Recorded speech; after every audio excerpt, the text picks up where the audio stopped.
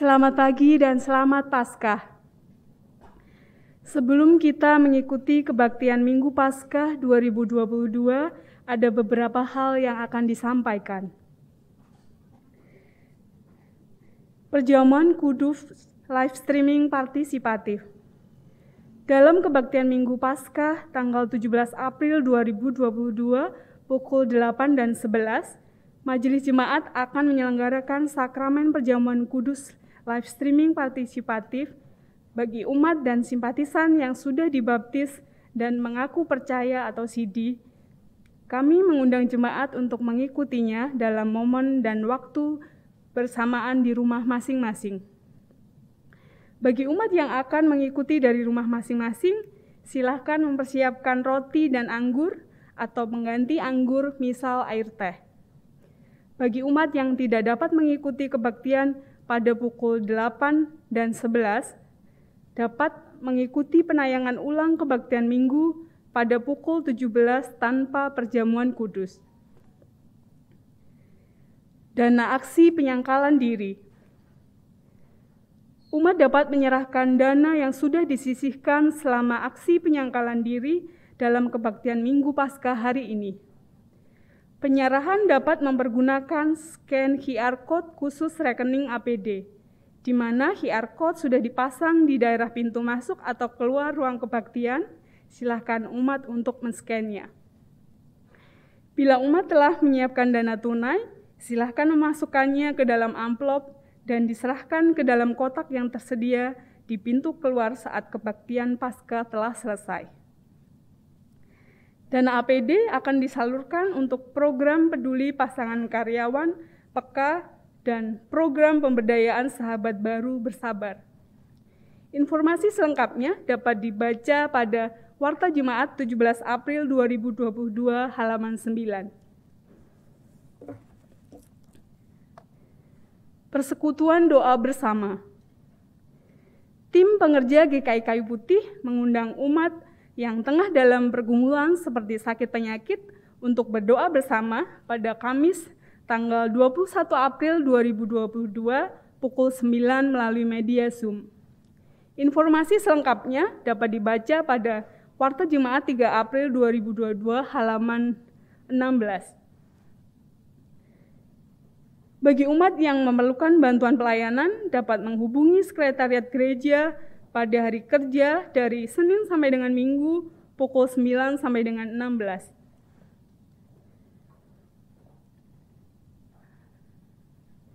Umat, marilah dalam keheningan kita mempersiapkan hati kita untuk memasuki kebaktian Paskah dan perjamuan kudus ini.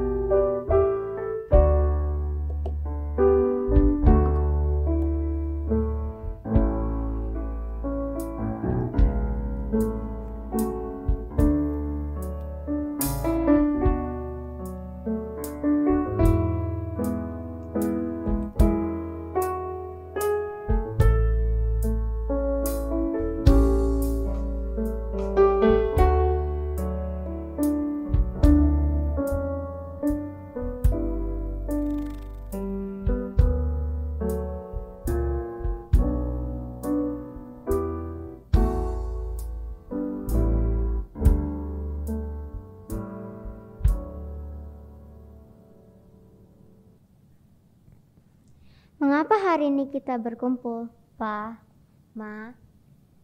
Hari ini adalah hari Paskah, hari di mana kita merayakan kebangkitan Tuhan Yesus dari kematian. Hari ini adalah hari kemenangan ya? Benar sekali. Kemenangan Allah atas kutuk maut. Kemenangan kita atas belenggu dosa. Kemenangan apa lagi coba? Kemenangan kita yang telah menjalani aksi penyangkalan diri, Pa, Ma. Ya, betul sekali nak. Pada masa raya Paskah kemarin ini, kita mengikuti aksi penyangkalan diri. Ada yang berpuasa, ada yang berpantang pada apa yang disenangi. Kalau itu semua dapat dijalani, maka ada kemenangan yang kita alami. Bagaimana kita merayakan kemenangan itu ya? Kita merayakannya bukan dengan berpesta pora atau berpuas diri. Kita merayakannya dengan mengungkapkan sukacita kita lewat gaya hidup yang diperbaharui maupun nyanyian sukacita kita.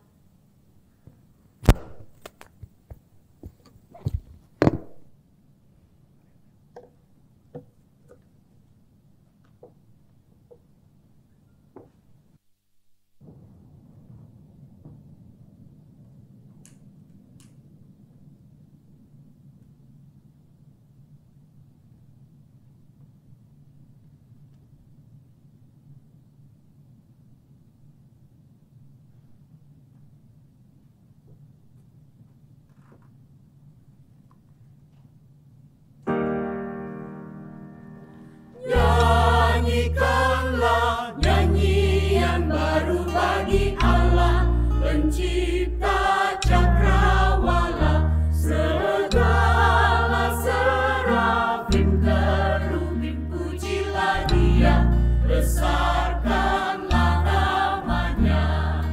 Bersorak-sorai bagi Rajamu, bersorak-sorai bagi Rajamu. Bersorak-sorai bagi Rajamu, bersorak-sorai bagi Rajamu.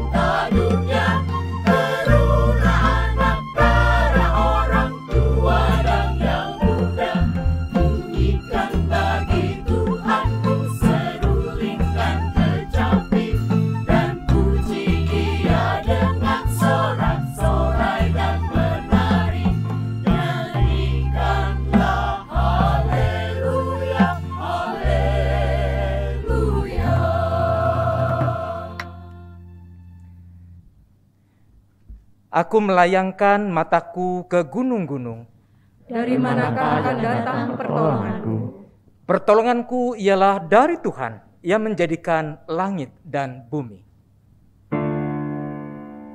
Amin, haleluya. Amin, haleluya. Terpuji namamu. Amin, haleluya.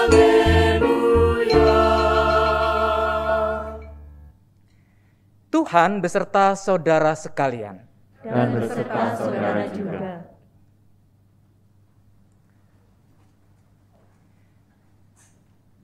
Umat Tuhan baik yang hadir di gedung gereja maupun juga yang mengikuti secara daring dari tempat masing-masing, ketika kita menghadapi kesulitan dan pergumulan hidup, maka kita mudah merasa tidak berdaya. Namun peringatan Paskah hendak menegaskan bahwa kutuk maut tidak lagi berkuasa atas kita.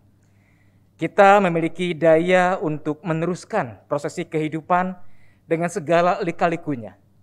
Sebab di dalamnya terdapat pengharapan bahwa anugerah Allah senantiasa merengkuh kehidupan kita.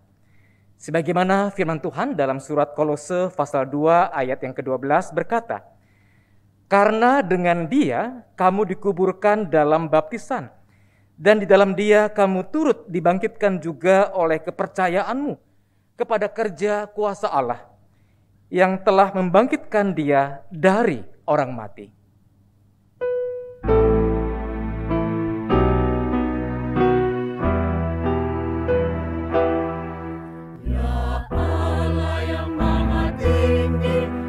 Pencipta dunia ini, kami juga Engkau ciptakan agar Engkau tetap dipuji. Engkau Bapa yang memberkati tiap orang yang rendah hati. Tolonglah kami sekarang ini dan selamanya. Ya Allah yang Maha Kasih, Engkau lahir di dunia ini, Engkau mati di kayu salib, Engkau rela mengganti kami, dari kubur telah Kau bangkit, kuasa maut tiada lagi. Pimpinlah kami sebab Engkaulah jalan yang benar.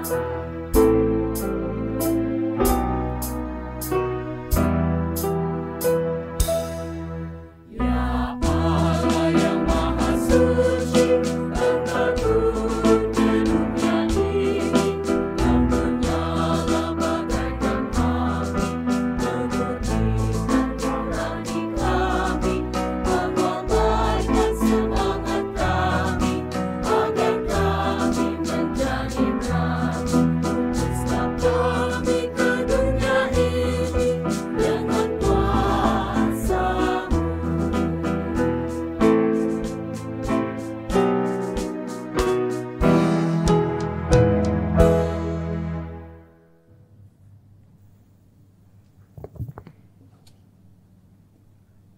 Umat yang dikasihi oleh Tuhan, mari kita memanjatkan doa pengakuan dosa kita secara berbalasan. Ya Tuhan, ampunilah kami yang berdosa ini. Hidup kami penuh dengan berbagai persoalan. Pada saat menghadapinya, ada kalanya kami mengeluh, dan karenanya kurang bersyukur kepadamu. Namun saat ini, ketika kami merayakan kebangkitan-Mu, kami disentuh oleh kasih yang begitu besar, yang merangkul kami dalam kerapuhan kami, agar kami memiliki kehidupan dan pengharapan yang baru. Kasihanilah aku Tuhan menurut kasih setia-Mu, dan hapuslah pelanggaranku menurut rahmat-Mu yang besar. Ya Tuhan, ampunilah kami yang berdosa ini. Di saat persoalan datang menghimpit, ada kalanya kami lebih suka menjerit dalam kegetiran hidup, lupa bahwa Engkau sudah pernah lebih dulu meminum cawan pahit demi memerdekakan kami dari belenggu hidup yang tak berarti. Kalaupun kami tak sedang terhimpit, kami menjalani kehidupan kami sesuka hati kami. kami gagal untuk taat dan setia pada kehendak-Mu yang sesungguhnya indah dan baik bagi kami. Tahirkanlah kami dari dosa kami, ya Tuhan. Bersihkan diriku seluruhnya dari kesalahanku, dan tahirkanlah aku, Tuhan, tahirkanlah dari dosaku.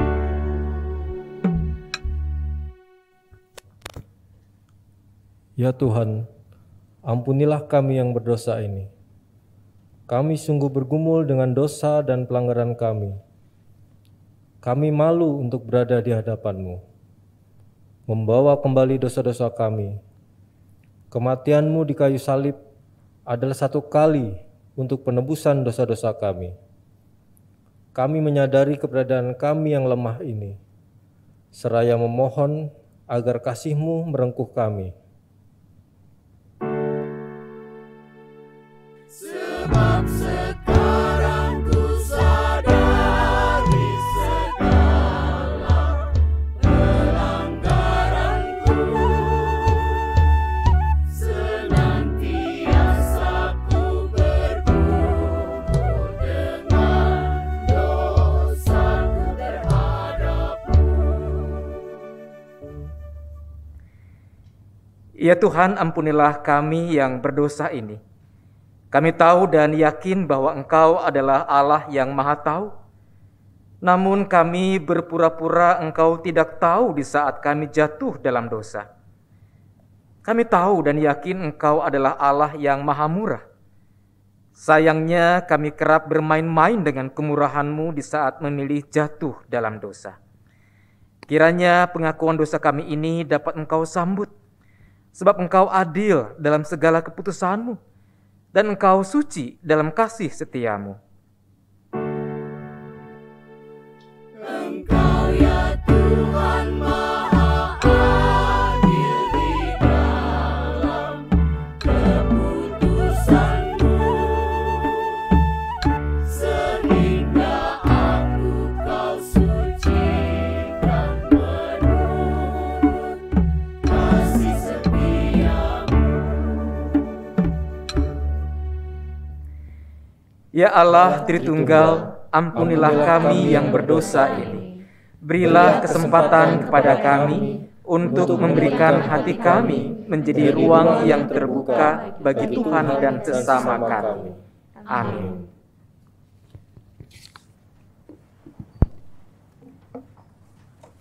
Umat yang dikasihi oleh Kristus, bagi setiap kita yang mengakui segala dosa pelanggarannya dengan penuh penyesalan dan kesungguhan, tersedia berita anugerah dari Allah, sebagaimana kesaksian surat Kolose pasal 2 ayat 13 dan 14.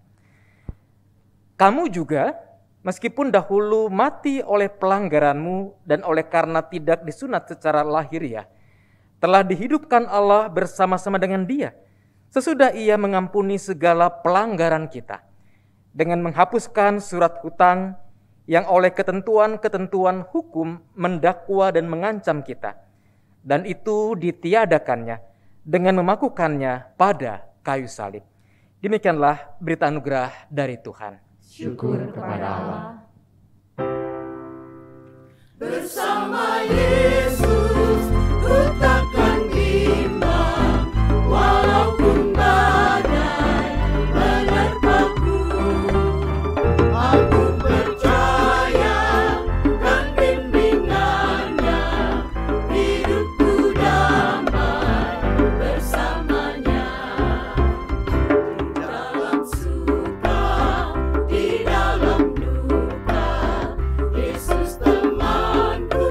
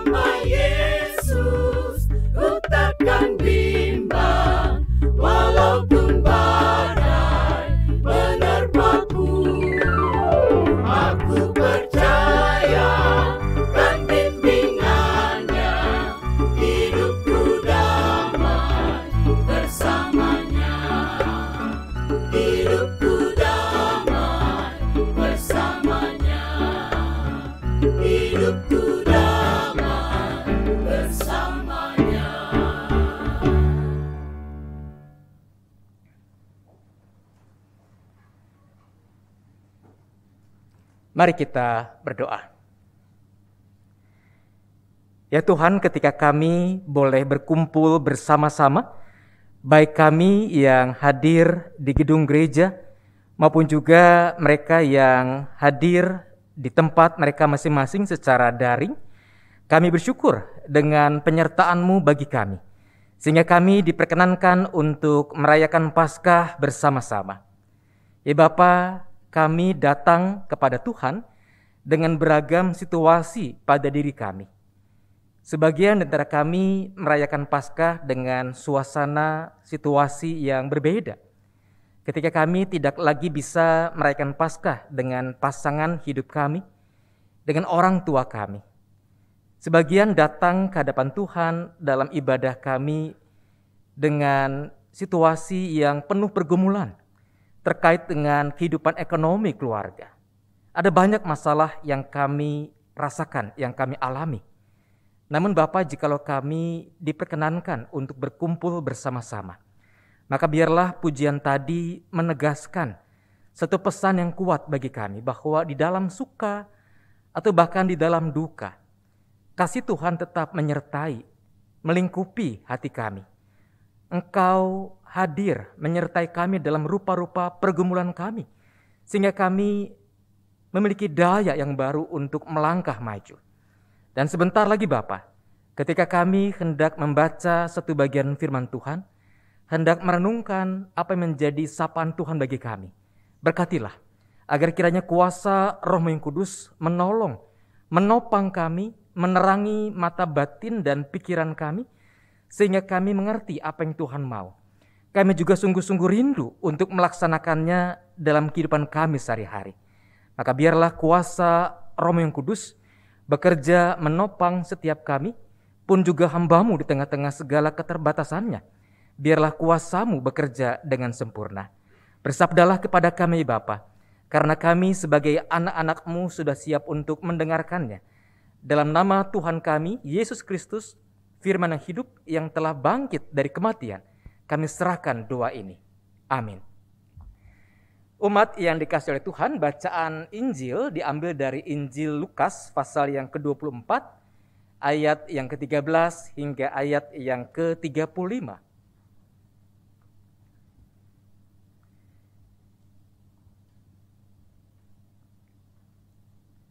Firman Tuhan berkata, pada hari itu juga 2 orang dari murid-murid Yesus pergi ke sebuah kampung bernama Emmaus yang terletak kira-kira 7 mil jauhnya dari Yerusalem.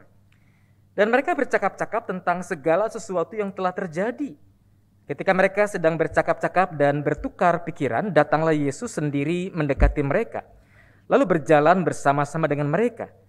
Tetapi ada sesuatu yang menghalangi mata mereka sehingga mereka tidak dapat mengenal Dia. Yesus berkata kepada mereka, "Apakah yang kamu percakapkan sementara kamu berjalan?" Maka berhentilah mereka dengan muka muram. Seorang dari mereka namanya Kleopas menjawabnya, "Adakah engkau satu-satunya orang asing di Yerusalem yang tidak tahu apa yang terjadi di situ pada hari-hari belakangan ini?" Katanya kepada mereka, "Apakah itu?" Jawab mereka, "Apa yang terjadi dengan Yesus orang Nazaret? Dia adalah seorang nabi yang berkuasa dalam pekerjaan dan perkataan di hadapan Allah dan di depan seluruh bangsa kami.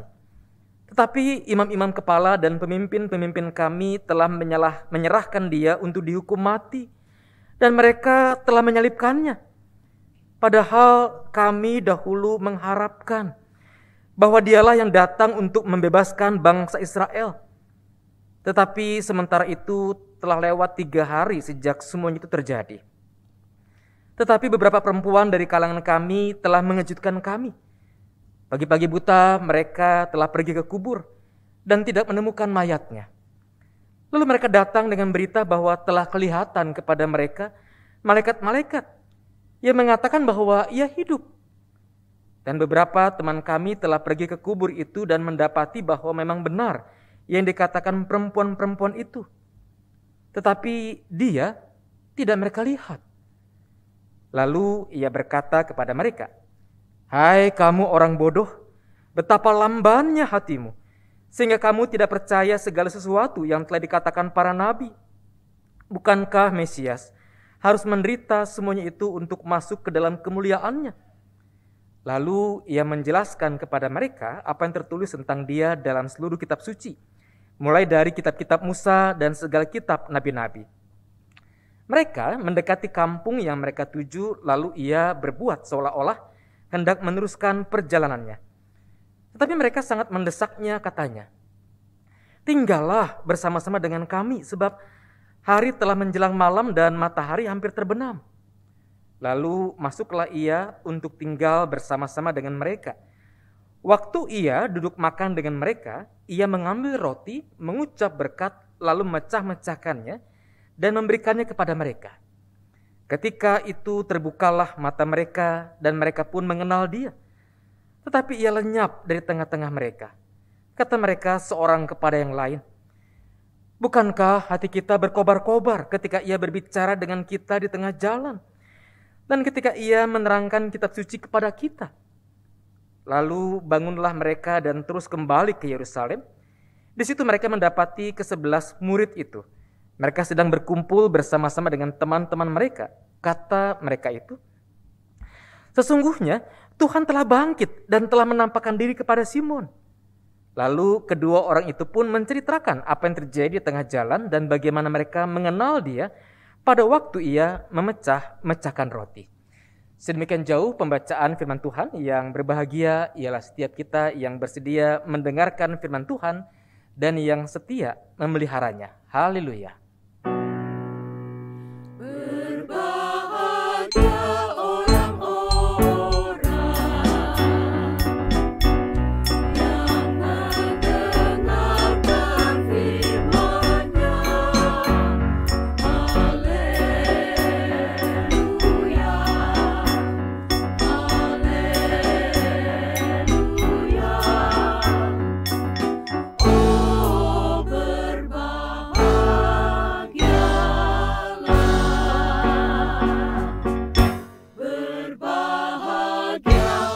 orang-orang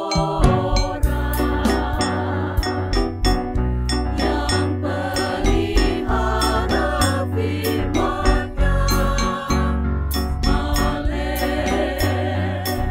pelihara firman-Nya. Haleluya, haleluya. Oh, berbahagialah.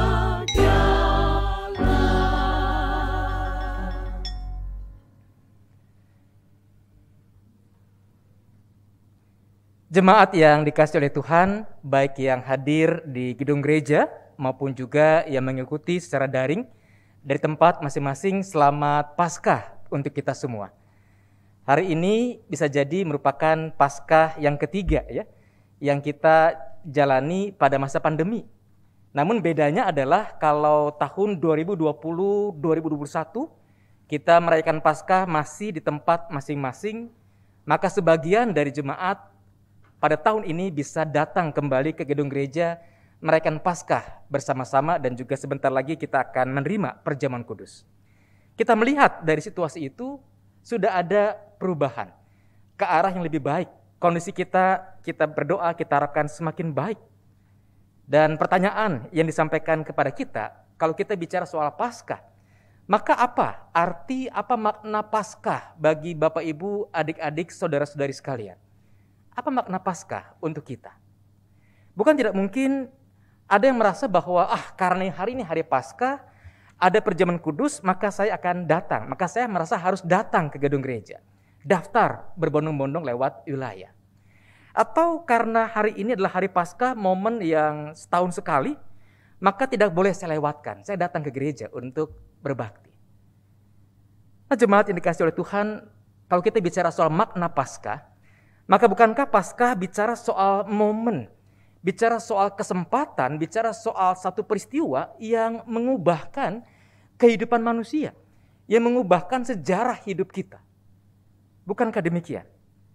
Coba kita cermati pertanyaan berikut ini. Apa jadinya dengan kehidupan kita? Apa jadinya dengan kehidupan dunia ini kalau Yesus yang mati di kayu salib, dikuburkan, tidak bangkit, tetap mati, apa jadinya dengan kehidupan kita? Maka bukankah kematian yang seperti itu adalah kematian yang biasa? Semua orang, semua tokoh, semua pemimpin dunia, termasuk kita pun, kalau kita mati, binasa. Tapi justru tidak begitu dengan Tuhan Yesus. Dia mati di kayu salib, pada hari ketiga dia bangkit kembali. Maka pertanyaan tadi, kalau Yesus tidak bangkit, apa jadinya dengan dunia ini menjadi penting untuk kita cermati. Nah, dalam sebuah wawancara kepada seorang sejarawan dan juga ahli biblika, disampaikan pertanyaan, kalau Yesus tidak bangkit, kira-kira apa yang terjadi dengan dunia ini? Berikut jawabannya. Sang sejarawan mengatakan bahwa kalau Yesus tidak bangkit, tampaknya yang namanya perbudakan, yang namanya slavery masih terjadi di dunia ini secara meluas, dikatakan. Ya, kalau kita mencermati bacaan-bacaan Injil, Tuhan Yesus memperlakukan siapapun yang berjumpa dengannya, apakah dia pemimpin agama, apakah dia orang-orang berdosa, sebagai manusia, sebagai kawan, sebagai mitra yang setara. Yesus tidak canggung ketika harus bergaul dengan orang-orang pemimpin agama, dengan orang-orang elit. Yesus pun juga tidak malu, tidak merasa aib ketika dia bergaul dengan orang-orang berdosa. Itulah sebabnya dalam sebuah kesempatan, seusai Yesus membasuh kaki para muridnya, dalam Yohanes 15 ayat 15, Yesus berkata begini, "Aku tidak menyebut kamu lagi hamba, sebab hamba tidak tahu apa yang diperbuat oleh tuannya. Tetapi aku menyebut kamu sahabat, karena aku telah memberitahukan kepada kamu segala sesuatu yang telah kudengar dari Bapakku."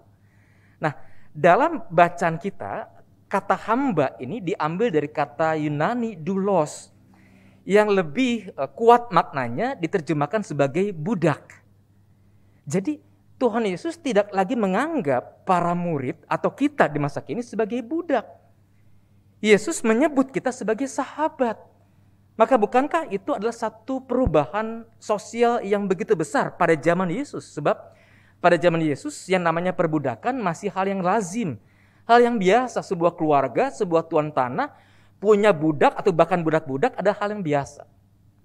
Tapi ketika Yesus menyampaikan berita, "Aku tidak lagi memanggil kamu budak, tapi memanggil kamu sebagai sahabat," maka perbudakan menjadi kehilangan relevansinya oleh karena berita Injil. Itulah sebabnya dalam gereja perdana, apa yang diajarkan oleh Yesus lantas dihidupi, diserap. Kita perhatikan dalam Galatia 3 ayat 28, saya bacakan. "Dalam hal ini, tidak ada orang Yahudi atau orang Yunani, tidak ada hamba atau orang merdeka, tidak ada laki-laki atau perempuan, karena kamu semua adalah satu di dalam Kristus Yesus." Jadi dalam gereja perdana, setidaknya dalam jemaat Galatia, tidak lagi ada perbedaan-perbedaan kelas sosial. Semuanya adalah satu di dalam Kristus Yesus. Perbudakan lantas kehilangan nilainya oleh karena kekristenan, oleh karena Kristus bangkit. Nah, yang kedua, ketika wawancara yang serupa ditanyakan kepada ahli biblika mengatakan begini, kalau Yesus tidak bangkit, bisa jadi nasib perempuan tidak sebaik sekarang ini. Ini sengaja dikutipkan bukan karena kita mau menyambut Hari Kartini begitu ya, enggak. Pas saja waktunya dekat dengan bulan April. Nah, kalau kita melihat berita Alkitab, maka bukankah Tuhan Yesus dalam mengajar, dalam melayani orang banyak, dia tidak pilih-pilih. Laki-laki memang menjadi murid-muridnya disebutkan oleh Alkitab, tapi perempuan-perempuan pun juga tidak dihalangi untuk mendengarkan berita Injil, untuk turut melayani bersama Yesus. Setidaknya dalam Lukas pasal 8 ayat pertama hingga ketiga kita mendapatkan pesan seperti itu. Dikatakan begini, "Tidak lama sesudah itu, Yesus berjalan berkeliling dari kota ke kota, dari desa ke desa memberitakan Injil Kerajaan Allah. Ke-12 muridnya bersama-sama dengan dia, dan juga beberapa orang perempuan yang telah disembuhkan dari roh-roh jahat atau berbagai penyakit, yaitu Maria yang disebut Magdalena yang telah dibebaskan dari 7 roh jahat, Yohana istri Kuza, bendahara Herodes, Susana, dan banyak perempuan lain. Perempuan-perempuan ini melayani rombongan itu dengan kekayaan mereka." Bukankah hal ini menarik untuk dicermati? Yesus sebagai seorang guru Yahudi tidak malu, tidak merasa aib ketika ada perempuan yang datang untuk mendengarkan pengajarannya. Hal ini berbeda dengan rabi-rabi Yahudi pada zaman Yesus, yang justru dengan bangga kalau punya murid laki-laki, tapi menolak murid perempuan dimiliki oleh mereka. Nah, keterbukaan Yesus terhadap para perempuan ini adalah tindakan radikal pada zamannya. Sehingga gereja kemudian mengadopsi, gereja pun juga menerima keberadaan perempuan sebagai pemimpin gereja. Dikutipkan dalam Roma 16 ayat yang ke-7, ini menarik Bapak Ibu, saudara-saudari terkasih. Kalau kita membaca Roma 16, maka Roma 16 ini adalah bagian salam penutup sebuah surat. Surat-surat Paulus diawali oleh salam pembuka, bagian isi, pesan, bagian penutup, salam penutup. Nah, tetapi ternyata pada bagian salam penutup ini ada pesan yang kuat, yang penting untuk dicermati. Dalam ayat yang ke-7 dikatakan begini, salam kepada Andronikus dan Yunias, saudara-saudaraku sebangsa, yang pernah dipenjarakan bersama-sama dengan aku, yaitu orang-orang yang terpandang di antara para rasul dan yang telah menjadi Kristen sebelum aku. Ada dua nama di sana, Andronikus, ya, akhiran us, Paulus, Stefanus, Petrus. Kita tahu ini jenis kelaminnya apa? Laki-laki. Yunias dalam bahasa Yunani berakhiran an, tapi dalam bahasa Indonesia diterjemahkan as, Yunias. Akhiran an dalam bahasa Yunani identik dengan nama perempuan.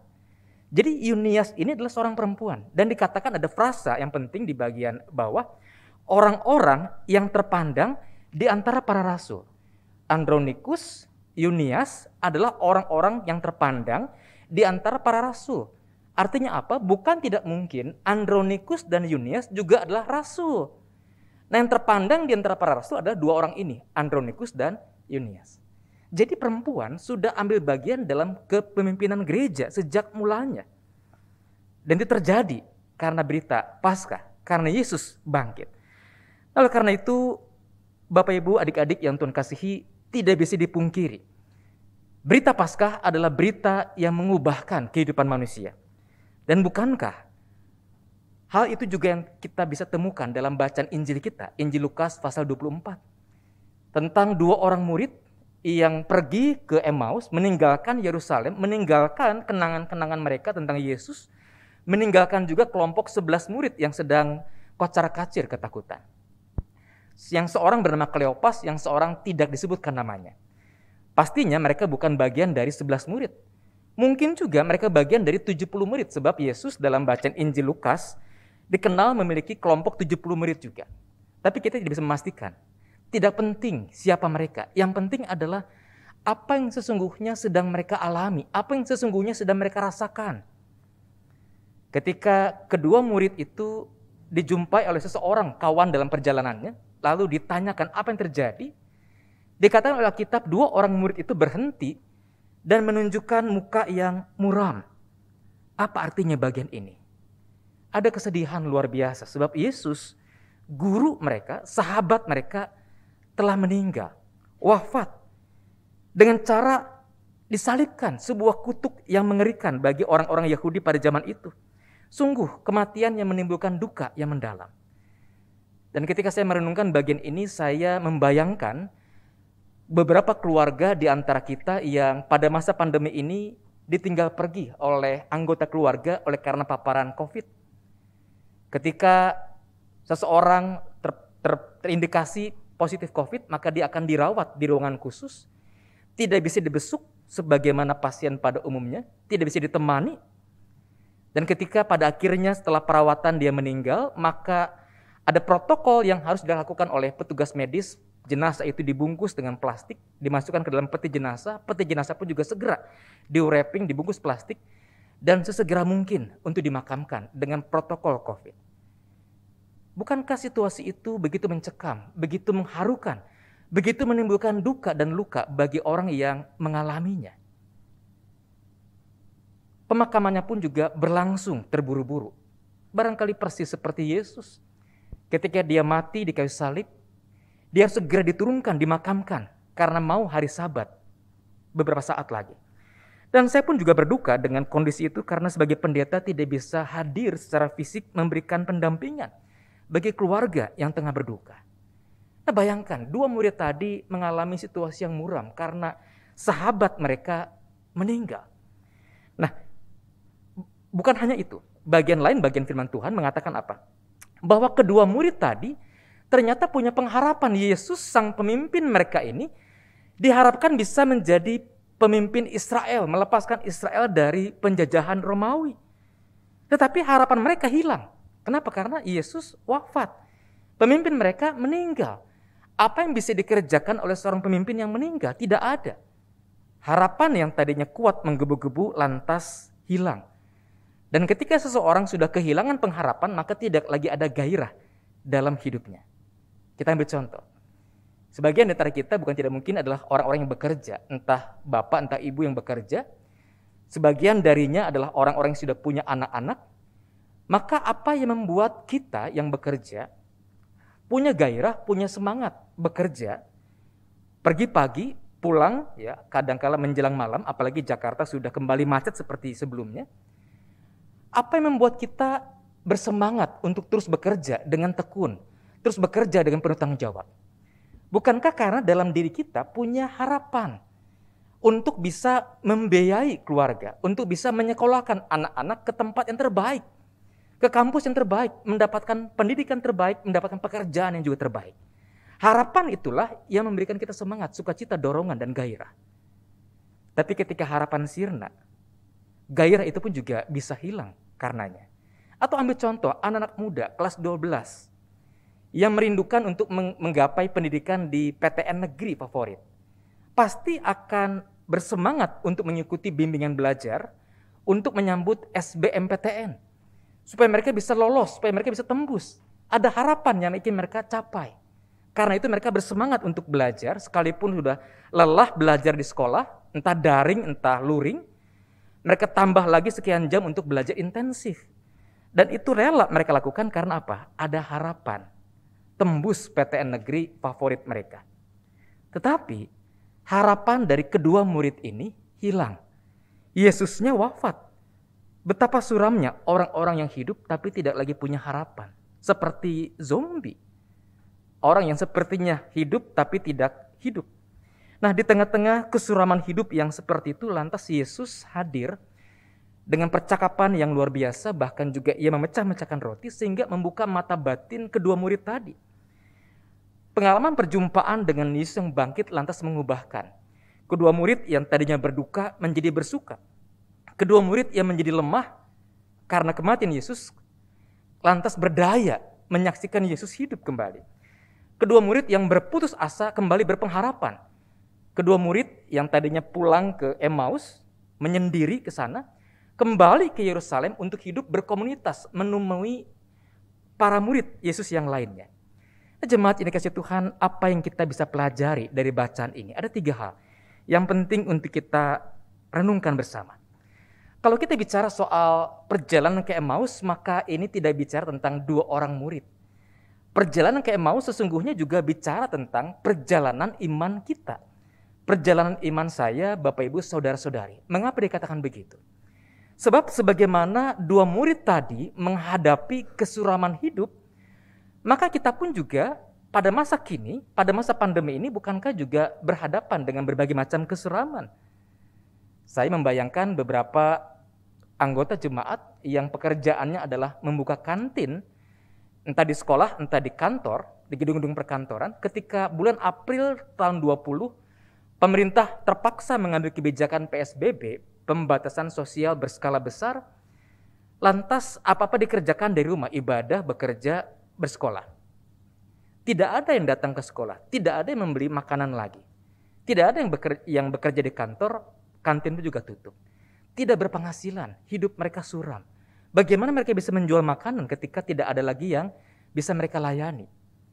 Atau ketika Rusia menyerang Ukraina 24 Februari yang lalu. Kita tahu bahwa pada masa globalisasi seperti sekarang ini, apa yang terjadi di Eropa sana, secara ekonomi kait-mengait. Dan dampaknya kita rasakan di Indonesia. Harga BBM premium terpaksa dinaikkan. Harga-harga sejumlah kebutuhan pokok pun juga melonjak. Entah karena perang atau juga karena menjelang hari raya. Kesuraman hidup juga bisa berwujud sakit penyakit. Ketika anggota keluarga kita menghadapi satu penyakit yang begitu berat, bukan hanya COVID, tapi juga ada hal-hal lainnya, kanker dan sebagainya. Bukan tidak mungkin kita merasa masa depan kita hilang, oleh karena kepala keluarga kita mengidap penyakit yang begitu berat. Atau kesuraman hidup juga bisa terjadi karena adanya dosa di dalam keluarga. Ketika ada dosa, maka nama baik keluarga tercoreng, nama baik diri pun juga hilang, rusak. Mencari pekerjaan begitu sulit. Karena orang-orang tidak percaya lagi reputasi kita. Atau hidup yang suram juga bisa terjadi ketika konflik di antara anggota keluarga tak kunjung terpecahkan. Suami istri miskin komunikasi. Orang tua anak juga ribut. Tinggal di rumah seperti Tom and Jerry pada akhirnya. Ketemu berantem, ketemu bertengkar. Nah, jemaat yang dikasihi Tuhan, itulah rangkaian kehidupan kita. Ada banyak kesuraman di sana. Persis seperti 2 orang murid tadi yang mengalami kesuraman dalam hidupnya. Maka pertanyaannya adalah, bagaimana sikap kita menghadapi aneka kesuraman hidup tadi? Apakah kita menyesali apa yang terjadi? Apakah kita kemudian menyalahkan orang lain, menyalahkan keadaan? Protes kepada Tuhan, mengapa hidup ini berat? Atau apa? Jemaat yang dikasihi Tuhan, perjalanan ke Emmaus sesungguhnya tidak bicara semata-mata soal 2 orang murid tadi. Tapi perjalanan ke Emmaus juga bicara soal perjalanan iman kita. Bagaimana di tengah-tengah kehidupan ini ada banyak kesuraman hidup yang mungkin kita hadapi, tapi kita percaya berita Paskah. Kita yang menjalani kesuraman hidup itu ternyata tidak dibiarkan sendirian. Yesus yang bangkit bersedia mendampingi kita. Bahkan mengubahkan hidup kita, dan kita masuk pada bagian yang kedua. Bagaimana 2 orang murid tadi ketika mereka pada akhirnya menyadari Yesus yang bangkit itu menjumpai ada perubahan yang sungguh nyata dalam kehidupan para murid ini. Sampai di sini barangkali di antara kita ada yang bertanya, Pak Pendeta, mengubahkan apanya? Saya sudah berdoa, bahkan lebih rajin doanya ketika pergumulan terjadi dibandingkan ketika saya tidak sedang kenapa-kenapa. Sudah berdoa, bertekun, tengah malam terbangun, berdoa, tapi masalah tidak kunjung selesai. Masalah yang baru malah datang ketika masalah yang lama belum terselesaikan. Apa yang terjadi? Apa yang harus saya lakukan? Nah, disinilah menariknya kisah perjalanan ke Emmaus. Tadi dikisahkan bagaimana 2 orang murid tadi punya masalah. Masalahnya apa?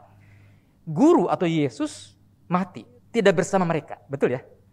Lalu ketika Yesus sudah menampakkan diri, kedua murid tadi mengenali inilah Yesus yang bangkit. Bacaan Injil kita mengatakan Yesus tiba-tiba hilang dari antara 2 orang murid ini.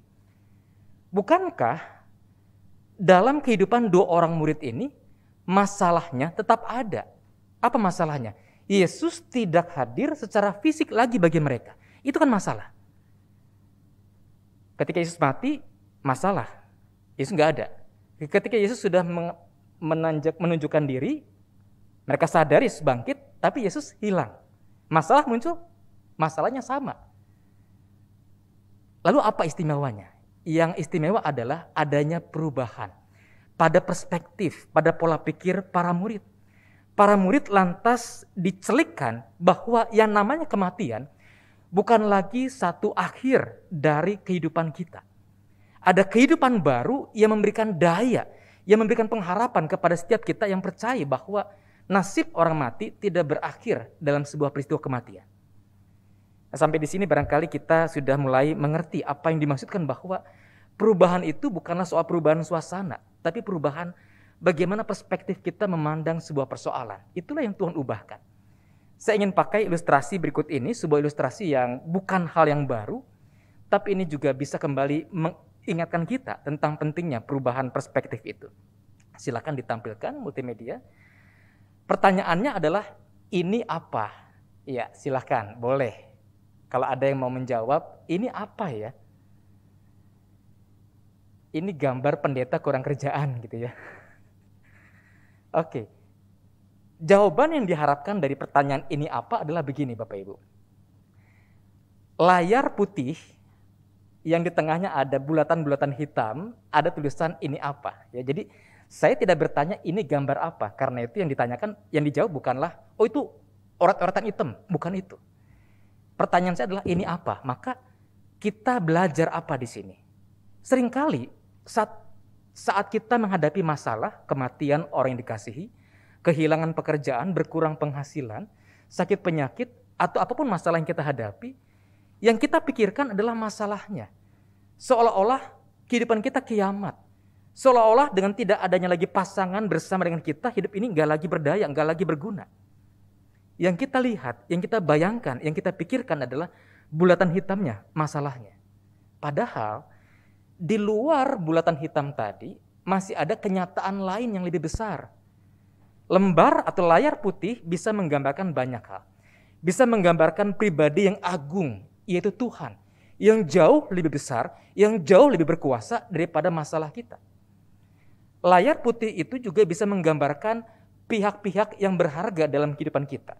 Pasangan hidup, anak-anak, orang tua, teman, sahabat, komunitas gereja.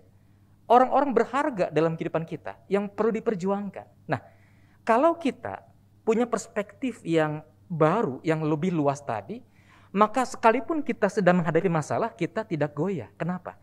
Karena kita percaya Tuhan yang bangkit itu hadir menyertai kita. Tuhan yang bangkit itu bersedia menolong, menopang kita melewati berbagai macam situasi yang sulit yang semula kita berat untuk merasakannya.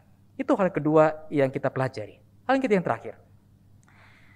Ketika dua orang murid tadi, ketika sudah tiba di kampung Emmaus, dikatakan oleh Alkitab bagian akhir kembali ke Yerusalem. Memberitakan perjumpaan dengan Yesus yang bangkit. Maka ini bicara apa? Ini bicara bahwa bagaimana kedua murid tadi memiliki tujuan yang diperbarui, yaitu menyaksikan kebangkitan Kristus. Ada komitmen untuk bertindak, mengerjakan apa yang baik, mengerjakan apa yang bermakna. Jemaat yang dikasihi Tuhan, inilah berita Paskah yang sesungguhnya. Kebangkitan Kristus memberikan daya, memberikan pengharapan baru kepada kita untuk terus melangkah. Maukah kita yang telah kembali merayakan Paskah mengisi kehidupan kita dengan hal-hal yang bermakna.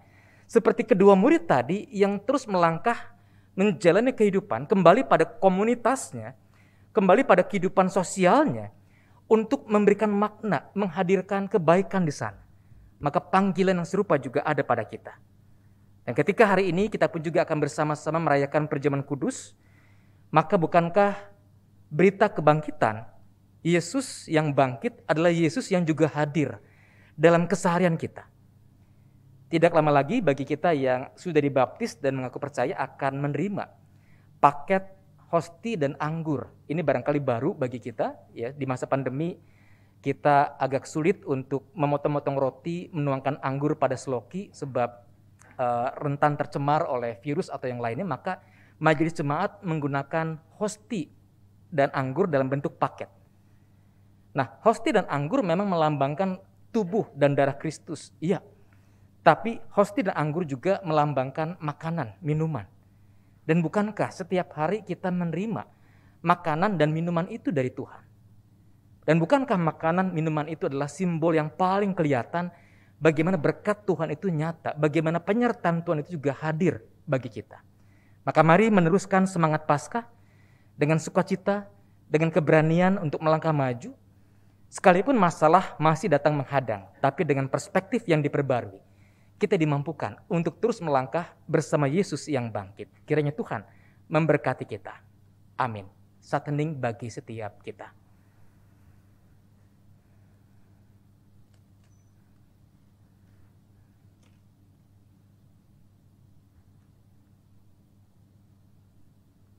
Sebuah pemberitaan firman lewat pujian akan disampaikan oleh tim musik etnik.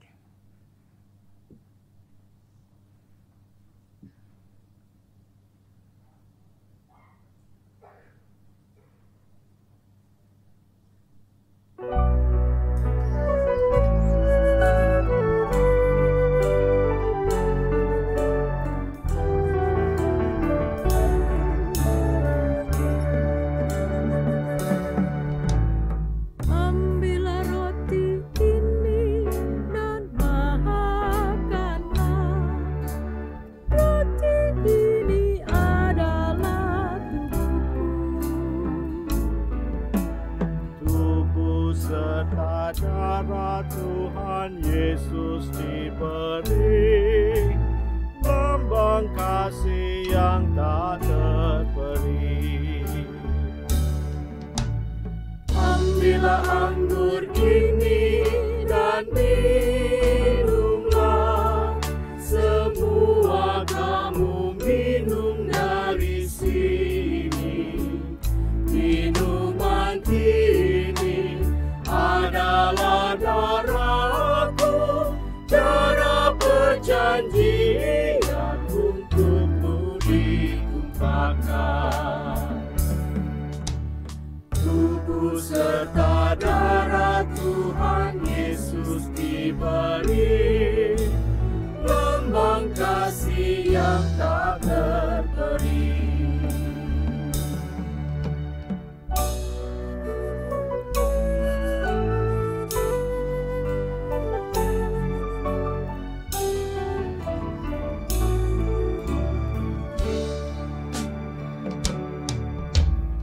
Ambillah roti ini dan makanlah.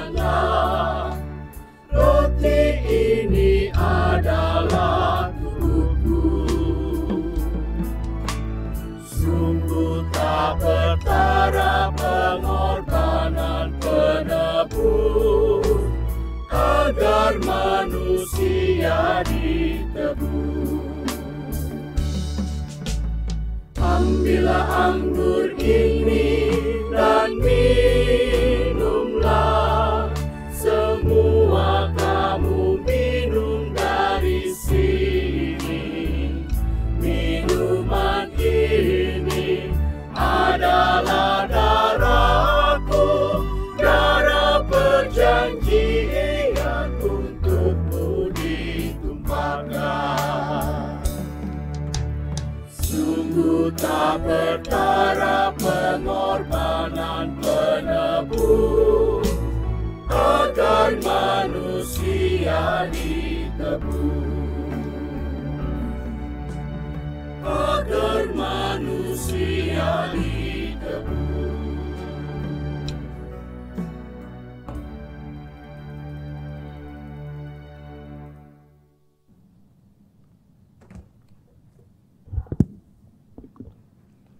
Umat diundang untuk bangkit berdiri.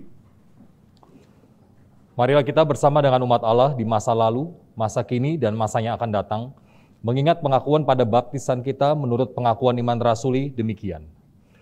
Aku percaya pada Allah, Bapa yang Maha Kuasa, Halik langit dan bumi, dan kepada Yesus Kristus, anaknya yang tunggal Tuhan kita, yang dikandung daripada Roh Kudus, lahir dari anak darah Maria, yang menderita sengsara di bawah pemerintahan Pontius Pilatus, disalibkan, mati dan dikuburkan, turun ke dalam kerajaan maut. Pada hari yang ketiga, bangkit pula dari antara orang mati, naik ke surga, duduk di sebelah kanan Allah, Bapa yang Maha Kuasa, dan dari sana ia akan datang untuk menghakimi orang yang hidup dan yang mati.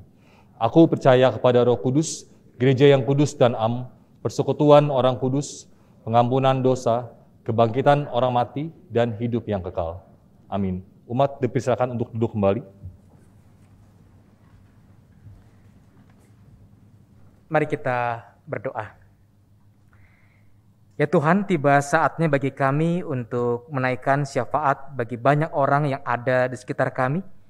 Saat ini kami hendak mengingat sahabat-sahabat kami yang sedang berjuang dengan kelemahan tubuh, apakah itu sakit penyakit ataupun juga penyebab yang lainnya. Bagi mereka yang sedang dirawat di rumah sakit ataupun juga dalam pengobatan di rumah, agar kiranya Tuhan menjamah mereka, memberikan kekuatan, memberikan daya ketika tubuh mereka semakin melemah, ketika sakit penyakit tampaknya memburuk. Maka biarlah baik pasien maupun juga anggota keluarga, Engkau berikan kekuatan, memberikan daya, agar mereka tetap percaya bahwa Tuhan tetap ada menyertai mereka di saat yang terkelam sekalipun. Dan biarlah Tuhan berkenan memberkati pengobatan yang sedang dijalani, agar kiranya lewat pengobatan itu ada kekuatan baru, ada pemulihan yang kami yakin dari Tuhan juga asalnya.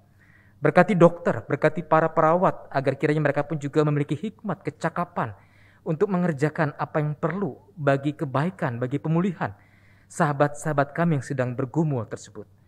Bagi keluarga lainnya yang bergumul dengan ekonomi keluarga, apakah itu pekerjaan atau usaha atau yang lainnya, agar kiranya Tuhan pun juga tetap memberikan kepada mereka kekuatan, memberikan kepada mereka semangat, memberikan kepada mereka daya, sehingga mereka tidak mudah menyerah, sekalipun kami tahu bahwa situasi kehidupan kami tidaklah mudah akhir-akhir ini.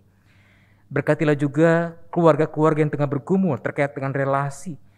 Berkatilah agar kiranya hati yang mendingin ataupun juga hati yang terluka oleh karena berbagai macam peristiwa, Tuhan jamah, Tuhan ubahkan hati mereka menjadi baru, sehingga ada kesediaan untuk mengampuni, ada kesediaan untuk saling menerima kembali.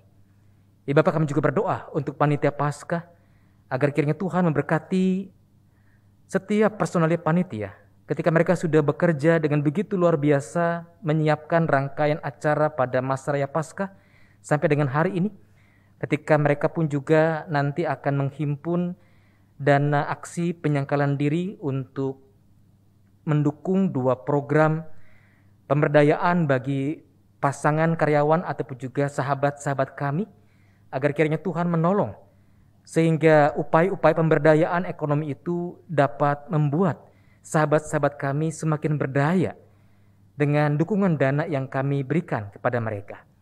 Ya Bapak, kami juga berdoa untuk para aktivis, apakah itu teman-teman yang melayani multimedia, usher, pemusik, pemandu, pelayan kebaktian lainnya, agar kiranya dalam bahu-membahu menyiapkan kebaktian onsite terbatas di gereja kami, mereka tetap dalam penjagaan Tuhan, tetap sehat, tetap bersemangat dalam menjalani pelayanannya. Berkati juga bangsa dan negara kami dengan berbagai masalah di bidang sosial, politik, ekonomi, hukum, budaya, agar pemerintah pusat maupun daerah dapat terus bersinergi mengerjakan apa yang seharusnya. Berkatilah juga para tenaga medis yang melayani pasien di rumah sakit, pemeriksaan-pemeriksaan atau bahkan juga vaksinasi yang sedang dan terus digencarkan oleh pemerintah. Agar kiranya Tuhan pun juga menyertai para tenaga kesehatan yang sungguh berjuang dengan luar biasa pada masa pandemi ini. Inilah Bapa rangkaian doa syafaat kami. Dengarkanlah juga seruan pribadi setiap kami yang hadir di tempat ini. Mereka yang ada di rumah pun juga dalam pergumulannya Tuhan juga dengarkan apa yang menjadi seruan dan permohonan mereka. Sebab kami percaya Engkau adalah Allah yang mengetahui apa yang kami butuhkan, Allah yang sanggup mendengar apa yang menjadi doa-doa kami, dan juga Allah yang akan menjawab doa-doa kami tepat pada waktunya sesuai dengan kehendak-Mu yang penuh kasih. Kami serahkan doa syafaat kami ini hanya ke dalam nama Tuhan kami, Yesus Kristus, Juru Selamat dan Penebus yang hidup. Amin. Umat yang dikasihi Tuhan Yesus Kristus, mari kita membawa syukur kepada Tuhan dengan menyadari bahwa apa yang kita berikan kepadanya berasal dari pemberiannya juga. 1 Petrus 2 ayat 5 berbunyi demikian, dan biarlah kamu juga dipergunakan sebagai batu hidup untuk pembangunan suatu rumah rohani, bagi suatu imamat kudus untuk mempersembahkan persembahan rohani yang karena Yesus Kristus berkenan kepada Allah.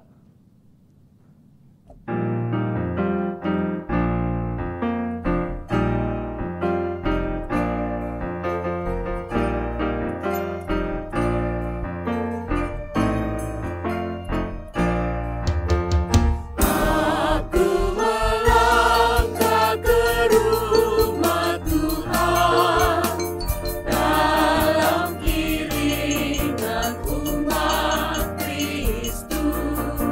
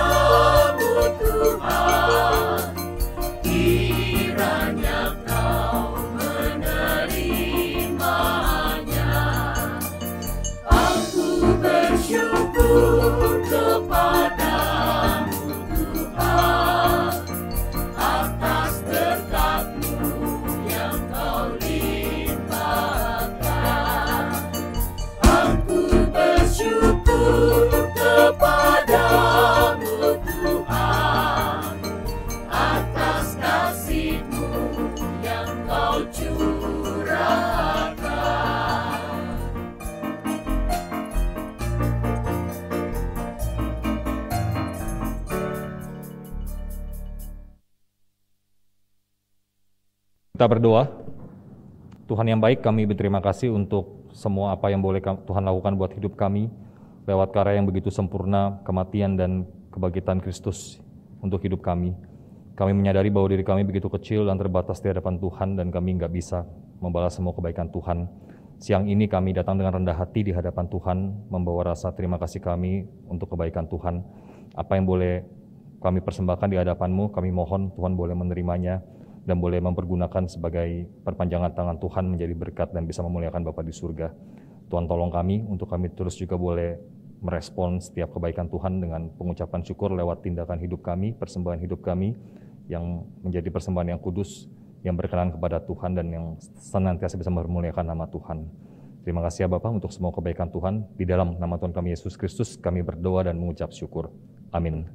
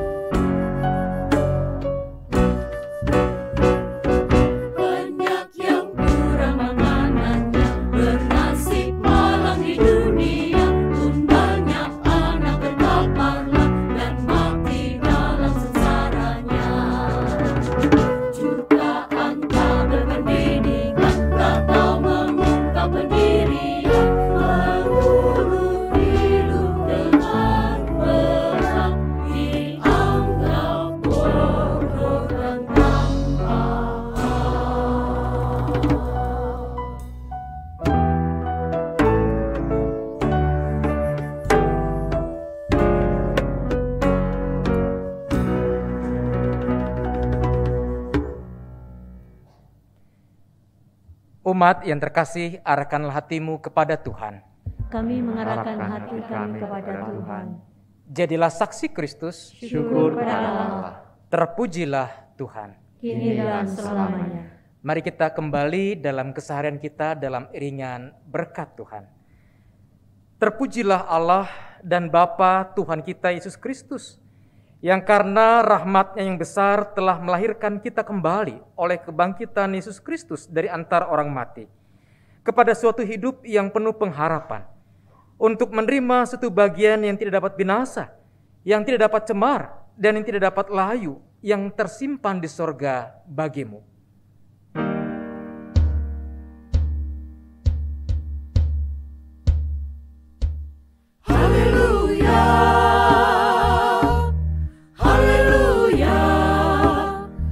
Pujilah Tuhanmu selamanya, haleluya. Nyanyi dan soraklah, agungkan namanya. Pujilah Tuhanmu selamanya, haleluya.